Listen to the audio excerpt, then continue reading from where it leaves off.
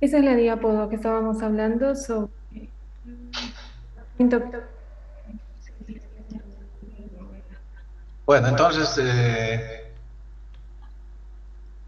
ya habíamos hecho el diagnóstico, ¿no? Que me acuerdo estábamos ahí. Sí, Ya, tenemos un paciente con embolia pulmonar confirmada por la ecocardiografía. Muy bien, entonces ahora hay que ver qué tratamiento le vamos a ofrecer a esa persona.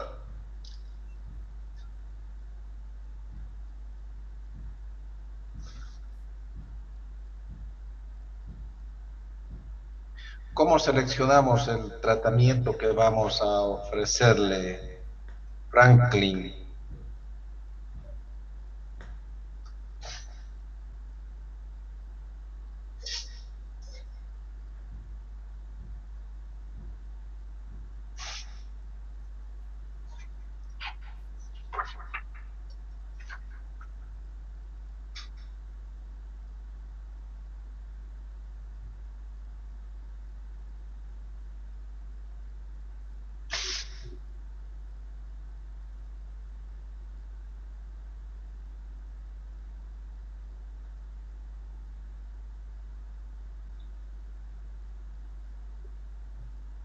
Bueno, Franklin recién está conectando, creo. A ver, Elian, ¿cómo seleccionamos el tratamiento para una persona que tiene una embolia pulmonar y particularmente en este caso? Doctor, primero tenemos que ver si el paciente está hemodinámicamente estable o inestable. En este caso, Ya, la paciente está hemodinámicamente estable, entonces podemos solamente utilizar el tratamiento con anticoagulantes. ya, Entre los anticoagulantes podemos utilizar una terapia por vía parenteral o intramuscular durante los primeros 5 a 10 días con heparinas de bajo peso molecular. Y intramuscular aparte, no creo. perdón, subcutánea, perdón, doctor, ¿es Ah, intravenosa ya, o subcutánea? ya. Eh, Después de los 10 días, si la paciente presenta mejoría, podemos recurrir a lo que serían anticoagulantes orales, como por ejemplo los inhibidores de la 10, del factor 10 activado, como por ejemplo el rivaroxaban, doctor, que se recomienda durante aproximadamente 3 a 6 meses para evitar la Perfecto, ya. recurrencia de los pacientes. De acuerdo. Entonces, lo primero que hacemos es ver si el paciente está estable o está inestable. Si está estable, como en este caso, el tratamiento inicial es anticoagulación. Hasta ahí estamos de acuerdo. Sí, doctor. Y si está inestable, ¿qué hacemos?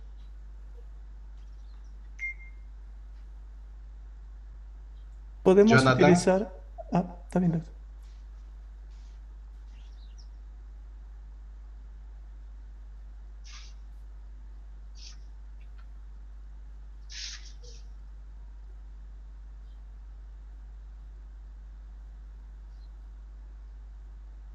Jonathan Rodríguez, ¿estás por ahí? No.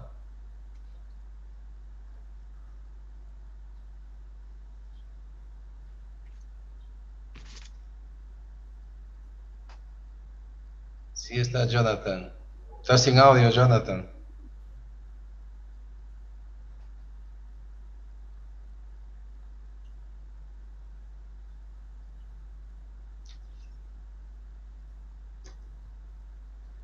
Miguel Olivera. Sí, doctor. Le hacemos el tratamiento de trombólisis sistémica, doctor, si está inestable hemodinámicamente. Si está inestable, preferimos hacer trombolisis. Sí, doctor. ¿Estamos de acuerdo hasta ahí? Sí, ¿Cuáles doctor. serían los criterios para decir que la persona está inestable? Que tenga un shock cardiogénico, doctor. Que está en shock, ¿de acuerdo? Hipotensión arterial. Hipotensión arterial Este, persistente, ¿ya?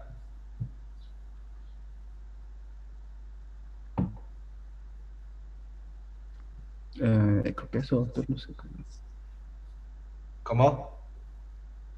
No, no sé nada, doctor. Creo que esa sería la principal indicación para De que el acuerdo. paciente esté inestable. Cintia,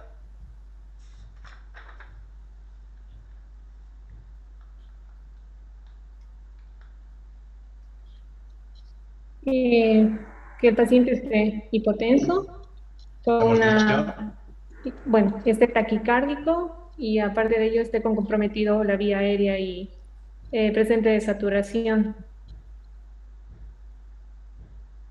No creo. Rubén.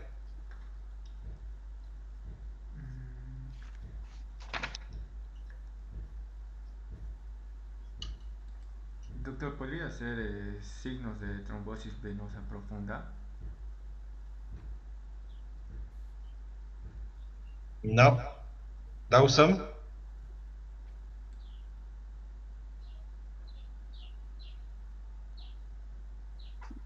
Tal vez sería, doctor, que tenga signos de disfunción en la bomba cardíaca, tal vez lo mismo que shock.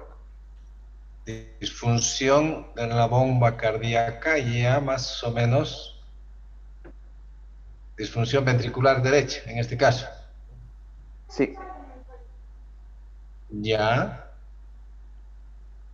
¿Algo más? No, doctor. ¿Alguien que Agregar, quiera agregar algo sobre algún doctor, criterio más de agregaríamos inestabilidad? Tal vez el sería, estado dinámico. Bueno, ya hemos dicho el estado hemodinámico. Necesitamos pacientes que estén en shock, pacientes que están hipotensos, ya hemos mencionado. Sí. una injuria miocárdica, tal vez, doctor, podría ser. Un daño miocárdico ya detectado por las troponinas, sobre todo, de acuerdo, disfunción ventricular en la ecocardiografía, ya. ¿Algo más? Y que no responda al tratamiento inicial, tal vez, al tratamiento convencional. Que no responda al tratamiento convencional. ¿Algo más? A ver, otro de los criterios para decir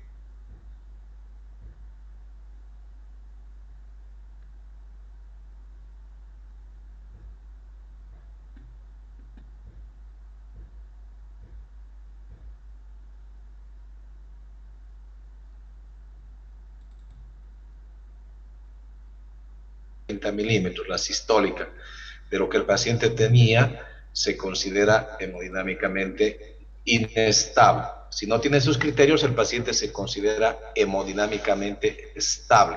Hasta ahí estamos de acuerdo. En el paciente que está estable, utilizamos fundamentalmente anticoagulación como primera aproximación terapéutica y en el paciente inestable utilizamos trombolisis. Franklin, ayer en tu diapositiva, en una de las primeras diapositivas, hablabas del PESI. Aparte de hablar de los criterios de Wells y los de Ginebra o Geneva, hablabas de PESI. ¿Qué es ese PESI? ¿Para qué sirve?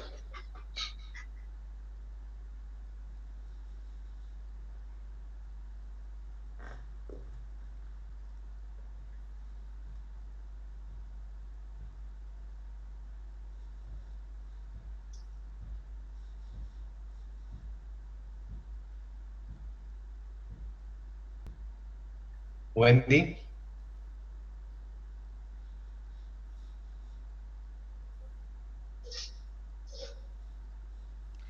Doctor, no conozco ese PESI, no conozco, solo conozco lo que había dicho el compañero. Sabía que el que se utilizaba más es de Wells, pero de Ginebra no conocía tampoco muy bien, pero sí lo estudié. Pero En la diapositiva estaba el PESI. Valeria. Doctor, al igual que las otras escalas, el índice sería, según sus siglas en inglés, el índice de severidad de tromboembolismo pulmonar evalúa principalmente el riesgo que va a tener el paciente de tener tromboembolismo pulmonar principalmente. Más que todo se utiliza en urgencias, si no me equivoco. ¿Alguien que quiera comentar? Los estudiantes del doctor Lara.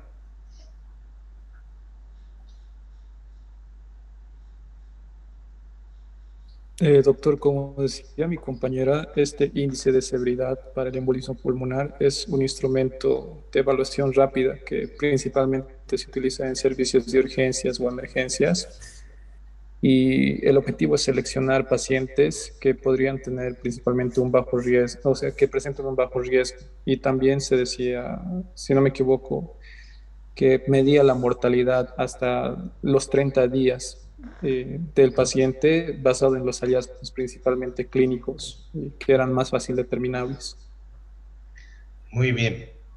Entonces, ¿tiene el mismo fundamento que la escala de Wells o que el de Ginebra? ¿Sirve para lo mismo?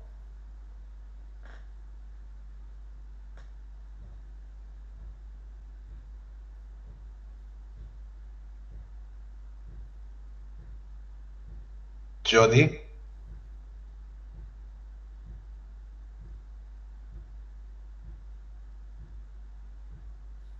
Doctor, en ese pequeño artículo que alcancé a leer mencionaba que tenía una exactitud ligeramente superior a la escala de Ginebra, pero no.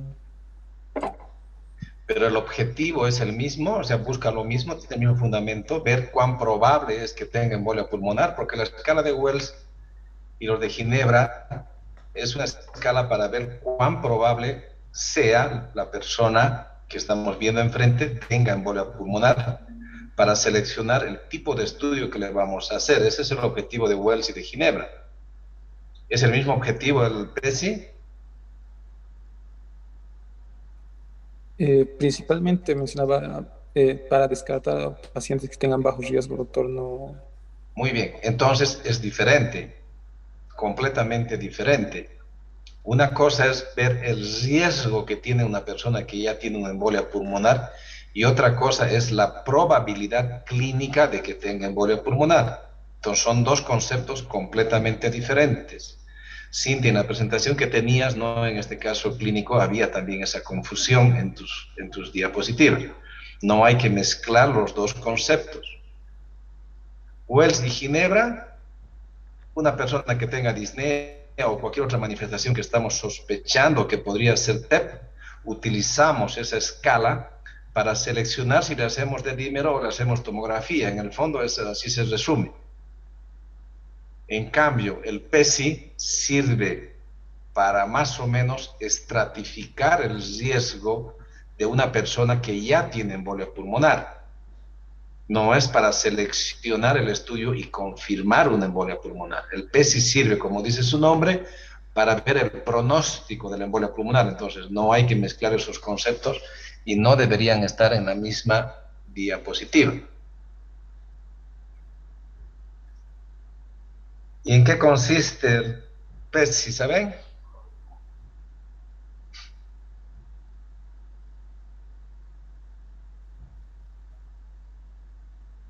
¿Qué criterios utiliza PESI?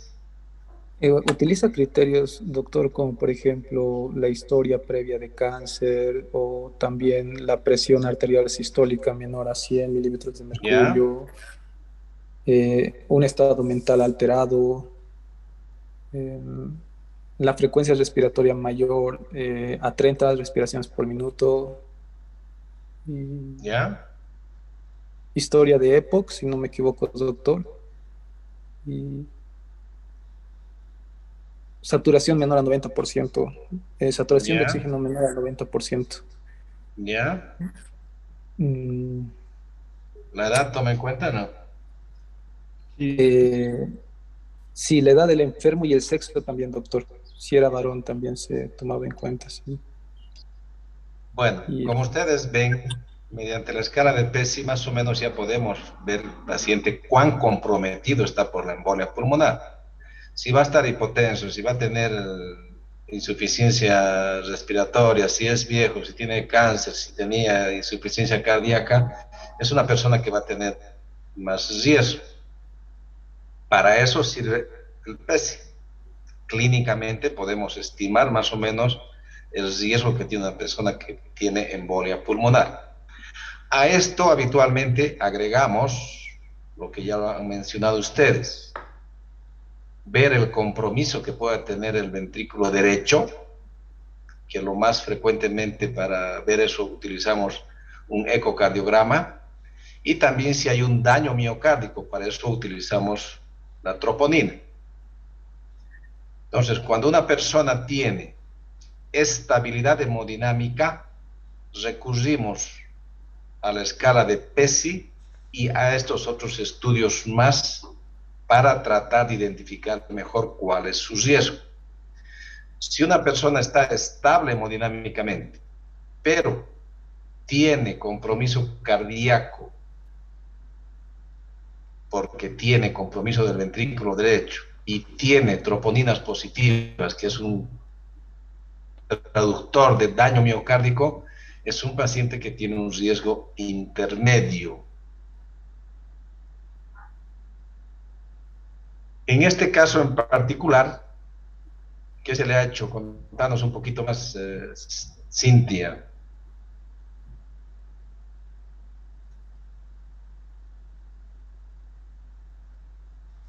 ¿Cómo estaba su ecocardio? ¿Cómo estaría su PESI? ¿Cómo estaban sus troponinas?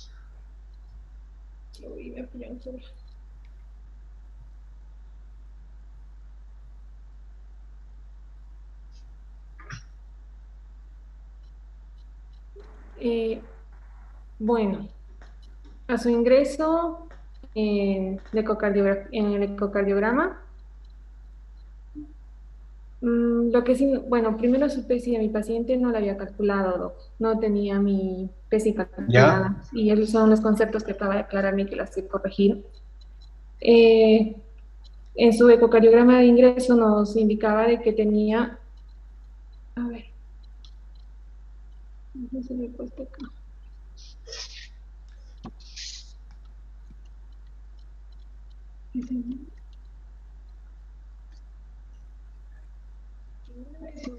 Troponinas negativas. Troponinas negativas, ¿de acuerdo? Cuando se le hizo el ecocardiograma transtorácico de ingreso,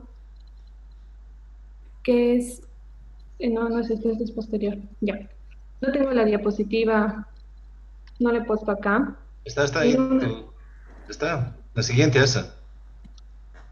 No, doc, esta es el electro, esta es tomografía nada más, pero sí tenía un ecocardiograma transtorácico.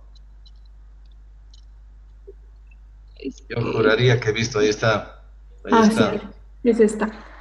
Tenía una hipertensión pulmonar importante. Evidentemente se veía datos de crecimiento de las cavidades derechas y tenía una disfunción sistólica importante de lo que venía a ser el ventrículo derecho, y nos confirmaba que la arteria pulmonar y sus ramas estaban levemente dilatadas.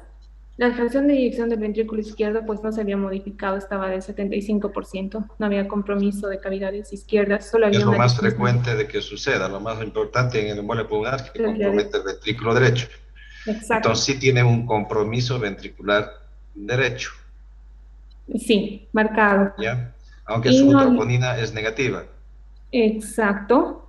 Muy bien. Con todo ello, sí, como mencioné en una diapositiva anterior, lo único que le habíamos hecho a la paciente era darle terapia anticoagulante con la enoxaparina.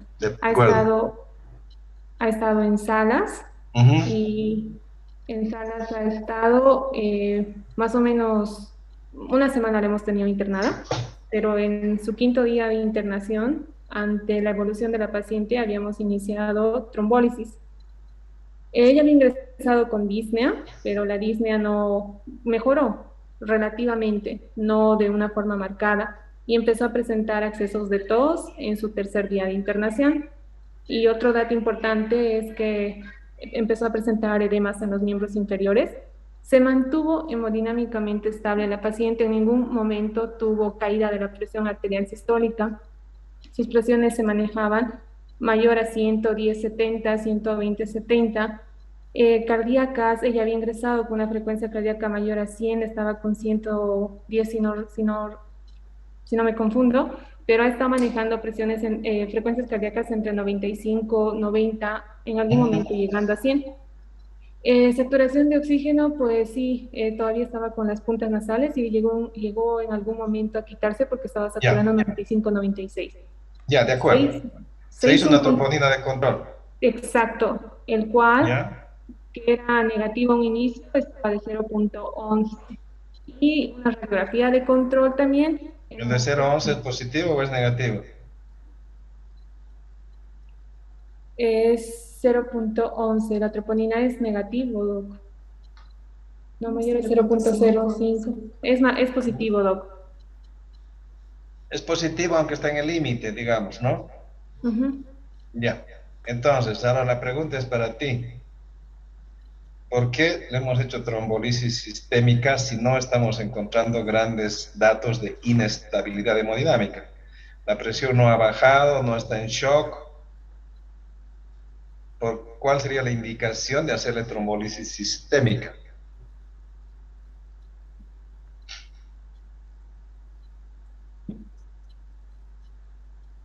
Pues la paciente ya debería de estar empezando a presentar mejoría clínica como tal. Otro dato en la que nos estaba indicando de que podría haber más falla de cavidades derecha es la presencia de los edemas en los miembros inferiores. ¿Ya? Y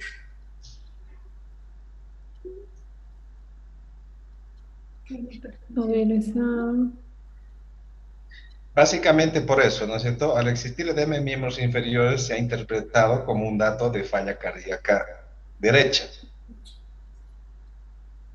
Troponina positiva, un daño de miocárdico, aunque esté casi en el límite de lo normal, pero era positiva. No recuerdo si le hicimos una ecocardio, pero creo que sí, seguía con la disfunción ventricular derecha y por eso decidimos hacerle trombolisis, aunque no cumpla el criterio de los clásicos de hipotensión, shock y haber bajado 40 milímetros. Es una persona que hemos considerado que tiene un riesgo intermedio alto porque tiene disfunción ventricular y tiene troponina positiva. Y al evolucionar clínicamente con tendencia a la insuficiencia cardíaca derecha y no tener mejoría clínica después de 5 días de tratamiento anticoagulante en dosis plena, decidimos hacerle trombolisis. ¿Estamos de acuerdo? Sí, doc. Siguiente. Dale. Tenías creo que uno más diapos.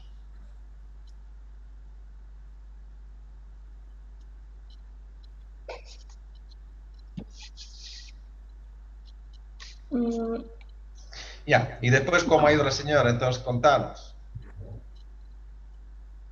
Una vez realizado la trombólisis, ha presentado una mejora marcada de la clínica como tal. No presentaba ya disnea, los accesos de tos que estaba presentando disminuyeron, eran muy aislados. Los edemas de miembros inferiores para el momento del alta habían reducido, no en su totalidad, pero los mismos estaban disminuyendo. Y pues de lo que estaba hemodinámicamente estable, se mantuvo así, incluso mejoró. ¿El ecocardio qué dio? El ecocardio post-trombólisis que le hicimos, la hipertensión pulmonar marcada que presentaba la paciente porque tenía una presión sistólica pulmonar de 85, en el control dio una presión sistólica pulmonar de 38 milímetros de mercurio y las cavidades derechas que estaban aumentadas de tamaño, las mismas se encontraban con crecimiento leve nada más y la arteria pulmonar y sus ramas se encontraban levemente dilatadas y pues la función sistólica, porque aquí teníamos una disfunción sistólica importante al ventrículo derecho, la misma había mejorado, estaba normal. Muy bien, entonces el efecto de la trombolisis fue muy bueno, ¿no es cierto? Sí. Clínicamente, ecocardiográficamente hubo una mejoría muy importante y no hubo ninguna complicación de sangrado. No. Muy bien. Puedes ya dejar de compartir las imágenes. Preguntas, jóvenes, hasta acá.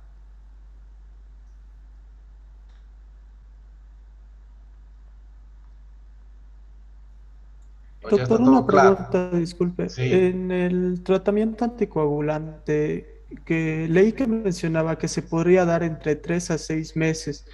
Y mi pregunta era, ¿de qué depende el tiempo el tiempo que le tengamos que dar a la paciente el tratamiento anticoagulante para evitar recidiva, doctor? Franklin.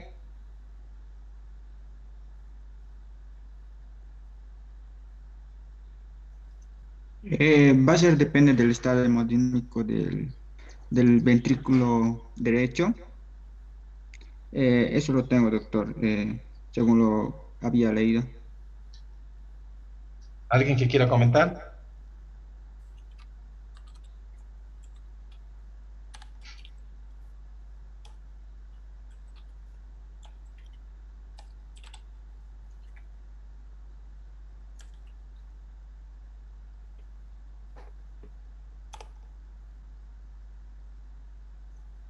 ¿Nadie quiere comentar? ¿Depende de qué?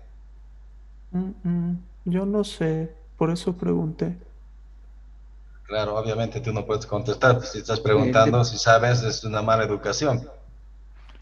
Doctor, también sería, depende de la gravedad y el pronóstico que está a corto plazo o a largo plazo de una trombosis embolia pulmonar. Cintia.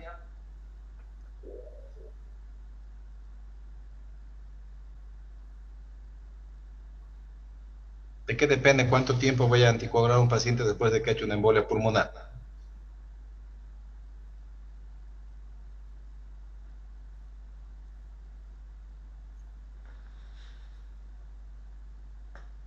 ¿Alguien quiere comentar?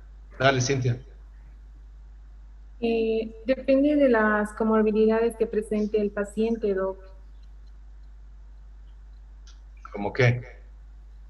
Bueno, si es un paciente que tiene antecedentes de CEA, es un paciente que va a estar postrado en reposo constante, un paciente ya añoso, a este paciente no solo le vas a dejar la anticoagulación por los 3 meses estrictos, sino vas a alargar mucho más el tiempo de anticoagulación y vas a ir valorando.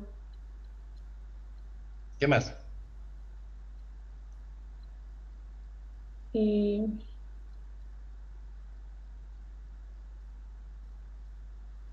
No recuerdo. Hay que leer, por eso, jóvenes, hay que leer todo. Estamos repitiendo el tema por segundo día consecutivo y no han leído nuevamente. Tienen que leer. No hay secretos en la medicina. El que no lee no sabe, así de fácil. Y cuanto más lean, pues van a tener más posibilidades de contestar todas las preguntas. Bueno, ¿tienen en la pantalla un borrador de un protocolo? Sí, doctor. Sí, doctor. Sí, doctor. Entonces, vamos a tratar de resumir el tema de embolia pulmonar. Trato de resumirles el tema porque es un tema muy importante. No digo que se lo vea todos los días, pero se confunde con muchas enfermedades y no es fácil abordar este tema. Entonces, es bueno que tengan algunos conceptos básicos fuertes de lo que es esta enfermedad. Ya con el caso clínico que hemos presentado ahora y con lo que ha presentado su compañero, tenemos ya una base como para poder hablar un poco más de esta enfermedad. Entonces yo acá les he tratado de presentar un resumen, intentando hacer algunos protocolos ya hace varios años para tratar de resumir este tema y cómo actuaríamos en la práctica. Entonces, ya lo ha dicho su compañero y en todos los libros dicen lo mismo. Si bien hay factores de riesgo que están muchas veces divididos entre mayores, intermedios y menores, de todos modos hay personas que pueden tener una embolia pulmonar sin ninguno de esos factores, porque pueden tener una trombofilia, por ejemplo, que es una alteración propia del sistema de coagulación que tiende a formar coágulos y la persona no ha sido operada, no tiene prótesis, no está con insuficiencia cardíaca, no tiene ninguna de esas cosas y puede hacer una embolia pulmonar. Entonces no podemos descartar la posibilidad de que tenga embolia pulmonar porque no tenga algún factor de riesgo tradicional. Lo que hay que hacer, obviamente, es ver si tiene o no tiene otra explicación del cuadro clínico. Y si no encontramos una explicación más probable, hay que considerar el TEP. Ustedes han visto que esta persona que presenta Cintia ha acudido a otro lugar inicialmente por las molestias que tenía. Tenía disnea y tenía dolor en el pecho. Y ha sido tratada con antiinflamatorios y alguna otra cosa más, ansiolíticos, creo, porque hicieron un electro seguramente, descartaron un infarto y le dieron ese tipo de tratamiento, pero no pensaron en la posibilidad de que pueda ser una embolia pulmonar, como se ha llegado a confirmar. Una vez más, hay que recalcar que no hay ningún síntoma ni ningún signo que nos diga esta persona tiene una embolia pulmonar. La disnea la puede tener cualquier persona con cualquier otra enfermedad. Hasta puede ser una manifestación solamente de ansiedad, ¿no es cierto? Entonces, no podemos hacer diagnósticos solamente por la clínica que tiene el paciente. Obviamente, eso nos va a ayudar a seleccionar los estudios que vamos a hacer. No es como en la insuficiencia cardíaca, que como ya hemos revisado, hacemos el diagnóstico básicamente por criterios clínicos. Acá no podemos hacer el diagnóstico por los criterios clínicos. Como en el caso que hemos visto, lo que hay que hacer inicialmente, obviamente, son algunos estudios complementarios que sobre todo nos sirven para descartar otros diagnósticos inicialmente y también nos sirven para estratificar el riesgo, pero tampoco nos hacen diagnóstico. La hipoxemia con hipocapnia está descrito clásicamente como un hallazgo frecuente en el TEP, pero tampoco es específico porque se ha demostrado eso. Personas que tienen otras enfermedades también pueden tener eso. La radiografía, no recuerdo ver que hayan comentado mucho, pero tampoco hay ningún hallazgo típico en la radiografía para que nos diga esto es embolia pulmonar. El electro ya lo hemos comentado. Muchas veces hacemos ecocardiograma, aunque no debería entrar a este nivel todavía, pero a veces hacemos ecocardiograma, el cual tampoco confirma el diagnóstico, salvo excepciones de embolia pulmonar. Entonces, hasta acá, una persona que tiene, por ejemplo, disnea, taquipnea, taquicardia, pues no podemos decir que tenga embolia pulmonar. Esa persona puede tener un neumotórax, puede tener una embolia, puede tener un infarto, puede tener una neumonía, puede tener una disección de aorta, puede tener un montón de otras cosas que no sea embolia pulmonar. Hacemos estos estudios para ver si con estos ya tenemos el diagnóstico. Si tiene dolor en el pecho, tiene disnea, tiene taquicardia, taquipnea, y vemos en el electrocardiograma que es un infarto, pues no vamos a estar pensando en una embolia pulmonar y ya hemos hecho el diagnóstico de infarto agudo de miocardio. Pero si con estos estudios no llegamos a un diagnóstico, pues debemos pensar en embolia pulmonar. Y lo que hemos visto, Cintia, en este caso, si no tengo otra explicación más probable, en la escala de Wells ya me da un punto. Esta es una escala simplificada que ya ha sido validada hace muchos años.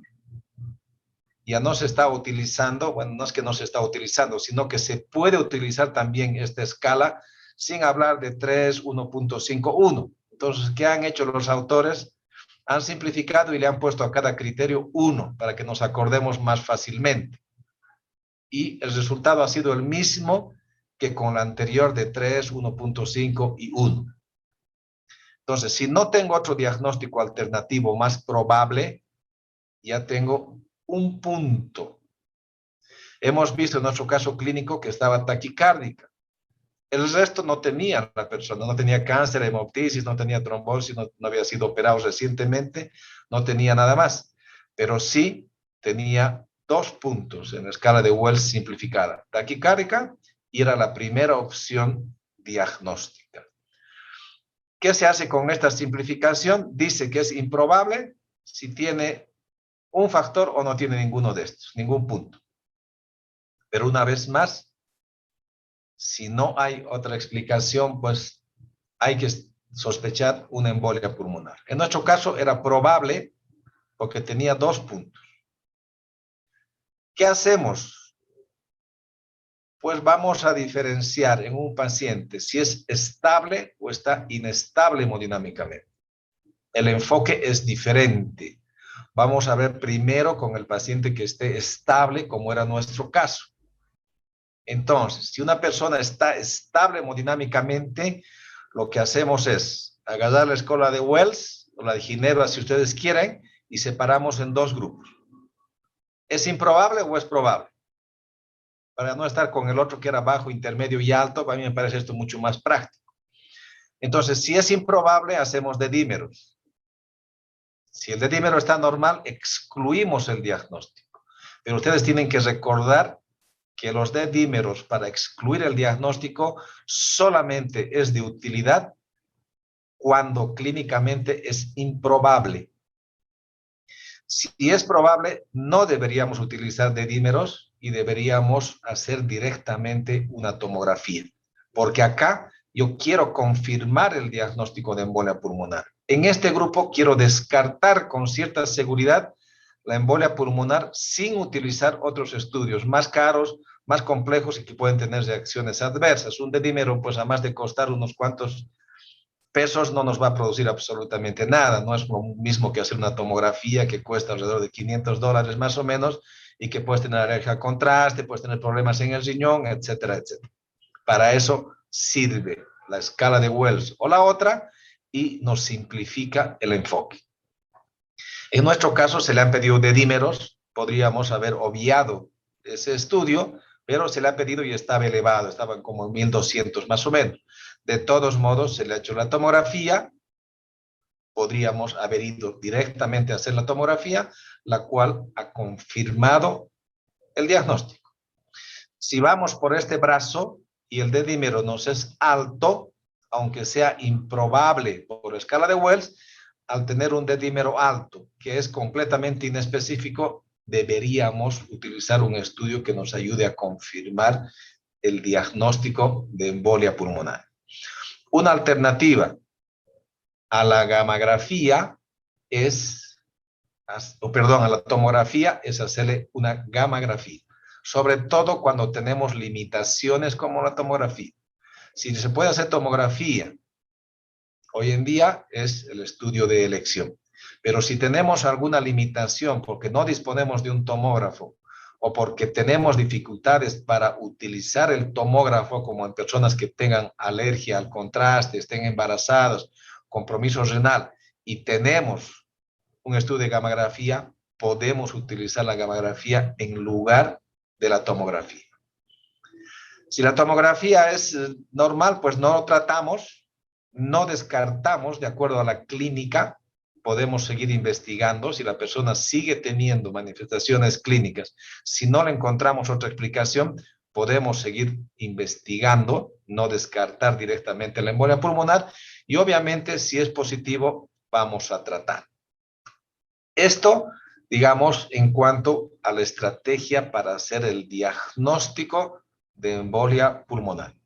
¿Qué hicimos mal en el caso clínico? Pues pedirle un dedímero posiblemente porque podíamos haber ido directamente a la tomografía, pero seguramente, obviamente, no hemos utilizado adecuadamente nuestra escala de Wells y le hemos asignado posiblemente un punto y pues le hemos dicho, bueno, le haremos un dedímero que ha sido positivo y le hemos pedido la tomografía. Si revisamos, tenía 2 puntos y podíamos ir directamente a la tomografía que nos ha confirmado el diagnóstico. Eso en una persona que está estable. En una persona que está inestable no podemos seguir el mismo flujograma.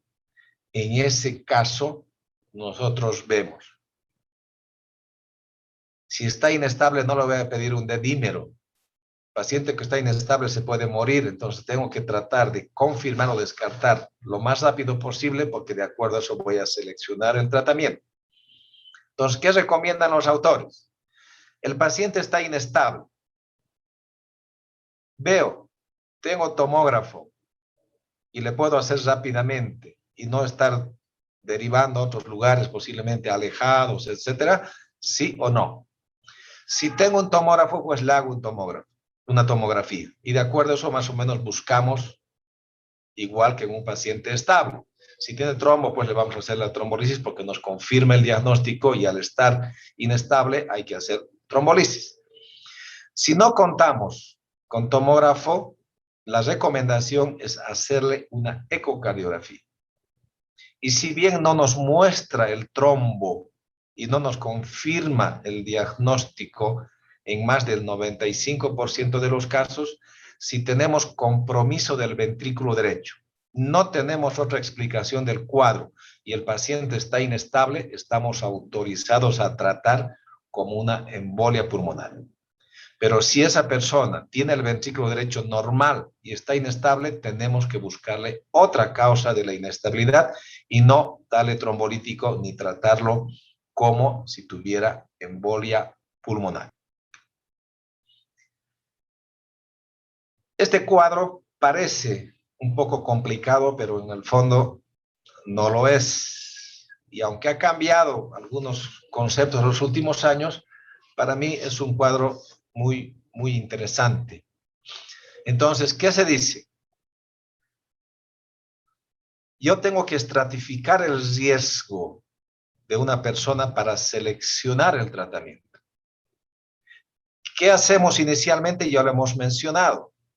Primero, clínicamente veo si está estable o está inestable desde el punto de vista hemodinámico. Lo primero que hago es eso. Y eso ya nos divide dos grandes grupos. Si está inestable, es una persona de alto riesgo, vaya a la terapia intensiva y le voy a hacer trombolíticos. Si está estable el paciente, no le voy a hacer trombolisis inicialmente, pero tengo que estratificar el riesgo de esta persona. Y aquí entra el PESI. Esto es en español, es el índice de gravedad de la embolia pulmonar y también la versión simplificada. Si está estable y no tiene ningún criterio clínico de riesgo, pues su nivel de riesgo va a ser bajo y este paciente inclusive se puede ir a la casa con un tratamiento ambulatorio. Pero si tengo un criterio clínico de riesgo, la recomendación es hacerle ecocardio y troponina. Si los dos son positivos, se dice que tiene un riesgo intermedio alto. Aunque esté estable hemodinámicamente, está más próximo al de alto riesgo. Y acá se podría considerar eventualmente la trombolisis, aunque sigue siendo la anticoagulación como la primera opción de tratamiento. Nuestro paciente, evaluación hemodinámica estable. Evaluación clínica de severidad nos va a dar positivo. Le hemos hecho ecocardio y troponina. La ecocardio desde el inicio claramente positiva y la troponina después nos dio positivo. Entonces nos fuimos catalogando al paciente como de riesgo intermedio alto. Y como no respondía al tratamiento anticoagulante inicial, le dimos trombolítico. Esto nuevamente, el PESI o este índice de gravedad de embolia pulmonar también ha sido simplificado y a todos les han puesto un punto y han reducido los más importantes. La original creo que tenía como 15 o 20 criterios. Más de 80 años, cáncer, insuficiencia cardíaca, frecuencia cardíaca, presión sistólica, saturación, un punto. Basta que tenga un punto de esto, ya se dice que tiene clínicamente riesgo alto. Y ahí estamos obligados a hacer otros estudios como la ecocardio y la troponina, como hemos hecho en los pacientes. Entonces, el momento de utilizar el PESI es completamente diferente al momento de utilizar los criterios de Wells o de Ginebra. Esto es para hacer estudios y confirmar el diagnóstico de embolia pulmonar, y esto es para estratificar el riesgo de una embolia pulmonar confirmada y seleccionar el tratamiento. En cuanto al tratamiento, ya han mencionado anticoagulación, heparina, warfarina, también ahora han hablado. Se puede iniciar tratamiento anticoagulante desde el primer día con los nuevos anticoagulantes orales, con los anti-10, etcétera, se puede hacer un tratamiento. Los diferentes esquemas de trombolítico, que no me interesa que se aprendan de memoria.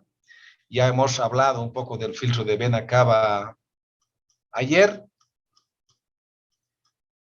Y ese más o menos es el resumen del tema. Si tienen alguna pregunta.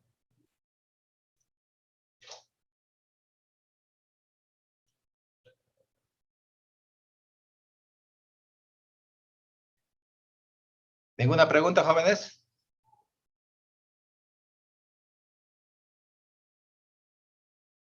Creo que no, doctor. ¿Está todo clarito?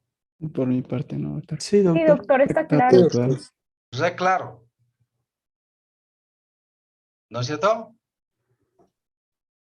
Como para que no se aplace. ¿O todavía se pueden aplazar? No, ¿no es cierto? Está claro, No, doctor. No, doctor. No. Ya. En 5 minutos vamos a revisar rápidamente algunos casos clínicos que presentó una residente hace varios años en la clínica, porque antes teníamos, creo que más casos de embolia. Últimamente ya no he visto tantos casos de embolia pulmonar. Entonces, fíjense ustedes, 80 años. Solo la edad ya nos dice que si va a tener embolia puede ser de riesgo, ¿no es cierto? Tenía trombosis venosa profunda en miembro inferior derecho y tiene disnea, dolor torácico y síncope. ¿Cuál va a ser nuestro diagnóstico inicial?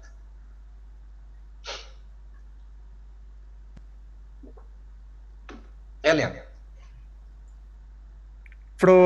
Probable tromboembolismo pulmonar, doctor. Probable tromboembolismo, ¿no es cierto? Sí, doctor. Ya. Tiene 90-60 de presión arterial, 95 de frecuencia cardíaca. Saturación baja en el límite. No tiene infarto, no tiene neumonía, la ecocardio disfunción del ventrículo derecho. Entonces, primera pregunta. ¿Era necesario hacerle de dímero? No, doctor, directamente No. pasar a angiotomografía. Directamente a la angiotomografía. Tiene troponina positiva. Tiene dilatación del ventrículo derecho. Tiene 80 años y compresión arterial de 90-60. Y estas son las imágenes de la tomografía. Tenía trombos en los dos lados. ¿Cuál debería ser el tratamiento? Trombolíticos, doctor. Trombolíticos. ¿Ya? ¿Alguien más que quiera comentar?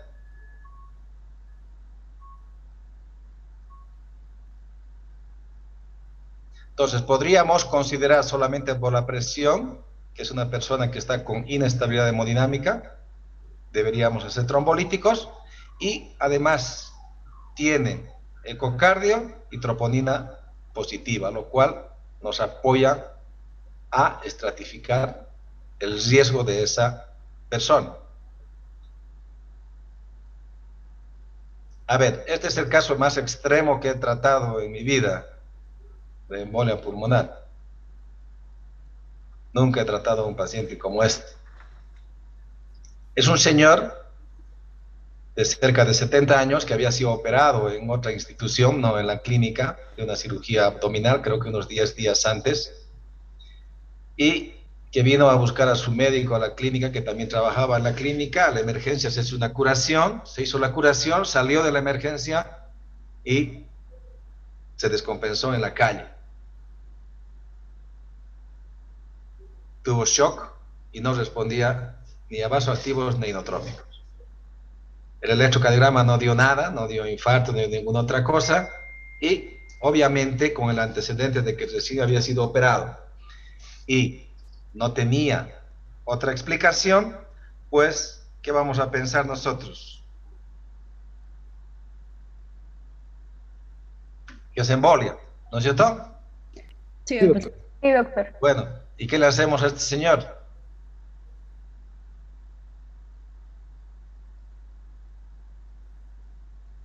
¿Qué deberíamos hacerle a este paciente?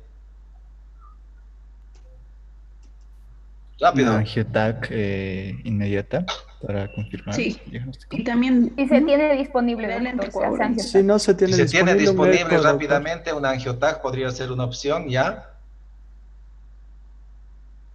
Si es que no se tiene un angiotac, podríamos realizar una ecocardiografía, doctor. Y si hay alteración del corazón derecho, directo tratamiento. Directo tratamiento, ¿cuál sería el tratamiento? En este caso, trombolíticos, doctor. En este caso, trombolítico. Bueno, ¿qué hicimos nosotros? Lo vimos tan mal al paciente, porque prácticamente hizo un paro, estaba demasiado comprometido, se intubó en la emergencia y lo llevamos directamente a sala de angiografía. ¿Qué vimos en la sala de angiografía? Esta es la arteria pulmonar izquierda y estaba completamente ocluida, 100%. También tenía compromiso en el lado derecho, pero sobre todo la arteria pulmonar izquierda estaba completamente ocluida. Este fue un caso dramático porque el paciente estaba realmente muy mal, o sea, técnicamente no estaba en paro, pero estaba tan mal que el terapista, ambuceando en la sala, nos decía realmente si tenía alguna opción de salir el paciente porque estaba muy mal. Entonces, nuestro razonamiento es un poco mecánico.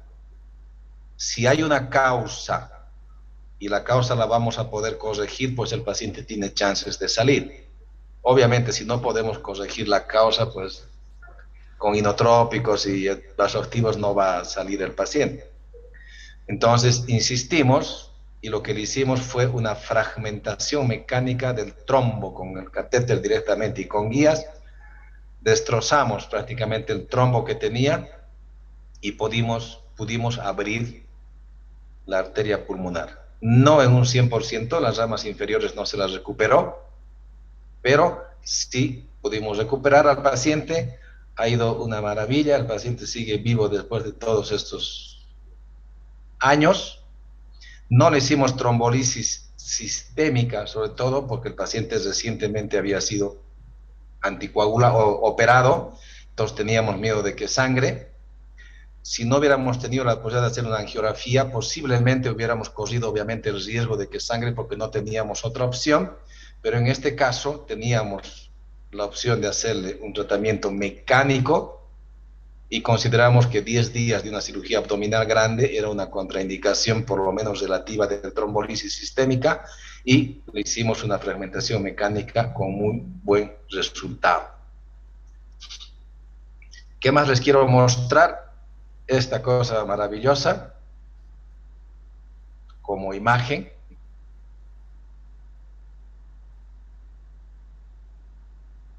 Joven yo hace 20 años posiblemente en el Hospital Clínico Vietma teníamos un angiógrafo que aunque no era digital pero bueno era un angiógrafo y también teníamos un equipo de gammagrafía. Entonces era una persona, una mujer con un cáncer de matriz, creo que clínicamente tenía embolia pulmonar, aunque no nos creyeron durante mucho tiempo que era embolia pulmonar, y se hizo una gammagrafía. Y si ustedes ven, este es el pulmón izquierdo, obviamente que está captando el contraste, pues se dibuja el pulmón. Y si ustedes ven, hay una área del lado derecho que capta el contraste. El resto del pulmón derecho no tiene contraste. Se discutió el caso clínico que teníamos una angiografía pulmonar. Y la angiografía pulmonar es una copia prácticamente de esto. Esta es la rama izquierda que está dilatada evidentemente, pero está este pulmón, que aquí no hay embolia pulmonar. Y en el lado derecho, este es el lado derecho, y solamente hay algunas que van hacia la punta del pulmón derecho. Abajo está completamente ocluido. Y esto es el reflejo de esto. La verdad, en pocos libros he visto una imagen tan clara de una gammagrafía como en este caso, donde muestra evidentemente una embolia pulmonar. Me la he guardado la imagen obviamente porque me gusta y la pongo como ejemplo de que la gammagrafía sí sirve Si fuera tan categórico como en este caso, obviamente debería ser la de elección, pero no es así. La gamografía en un 50% más o menos define claramente el cuadro, en un 50% es ni sí ni no, es por eso que la tomografía la ha superado. Y esta ha sido relegada para esas situaciones especiales. O no tengo el tomógrafo, o la persona tiene alergia al contraste, o está embarazada, o tiene mal el riñón y no quiero arriesgar más, y tengo una gamografía, le puedo hacer una gamografía. Muy bien, jóvenes, hora de almorzar. Espero que hayan aprendido el tema de embolia pulmonar. Mi recomendación es: traten de orientar la presentación de sus casos clínicos hacia la estrategia diagnóstica y de tratamiento, que eso es lo que estamos revisando a estas alturas porque están en cuarto año. Semiología básica y fisiología básica, porque se supone que eso ya lo han avanzado. Entonces traten de concentrarse más en el diagnóstico y el tratamiento de las enfermedades. Hay casos clínicos muy interesantes que se los va a revisar para fijar un poco más los conceptos. Entonces, la próxima clase sería el día martes, 11:15. Bueno. Sí, doctor, muchas gracias. Muy bien, doctor. Adiós, jóvenes. Hasta luego, doctor. Gracias, doctor. Chao, chao. Hasta luego. Hasta luego.